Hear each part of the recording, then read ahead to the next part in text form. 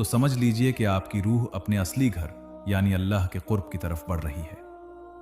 आठवीं निशानी, दिल में यह पक्का यकीन आ जाना कि अल्लाह बेहतर करेगा।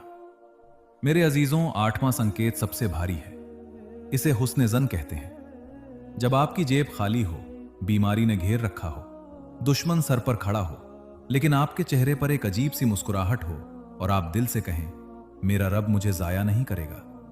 यह यकीन कोई आम इंसान नहीं ला सकता। यह यकीन अल्लाह खुद अपने बंदे के दिल में डालता है।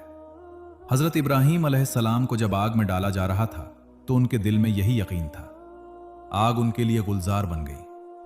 हजरत मूसा अलैहिस्सलाम के सामने जब समंदर था और पीछे फिरौन की फौज, तो उनकी कौम ने कहा था, हम तो पकड़े गए। लेकिन मूसा अलैहिस्सलाम ने क्या कहा था?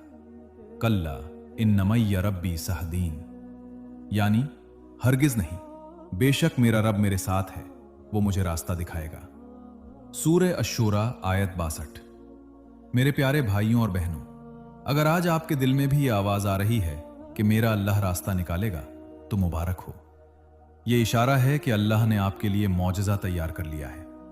बस थोड़ा सा सब्र और फिर आप अपनी आंखों से अल्लाह की कुदरत का करिश्मा देखेंगे।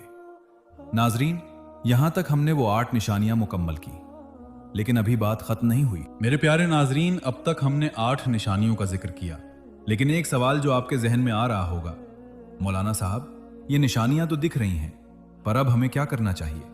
वो कौन सा अमल है जो अल्लाह की इस गैबी मदद को और तेज कर दे? मेरे प्यारों, याद रखिए, अल्लाह ताला किसी का एहसान नहीं रखता। अगर आप उसकी तरफ एक कदम चलते हैं तो वो आपकी तरफ 10 कदम आता है। अगर आप उसकी तरफ चल कर जाते हैं तो वो आपकी तरफ दौड़ कर आता है। अब मैं आपको वो 3 काम बताने जा रहा हूं जो आपको इन 8 संकेतों के मिलने के बाद फौरन शुरू कर देने चाहिए। 1. शुक्र की कसरत, अल्हम्दुलिल्लाह की तस्बीह। अल्लाह फरमाता है, लइन शक्करतुम लअज़ीदन्नकुम, अगर तुम शुक्र करोगे तो मैं तुम्हें और ज्यादा दूंगा।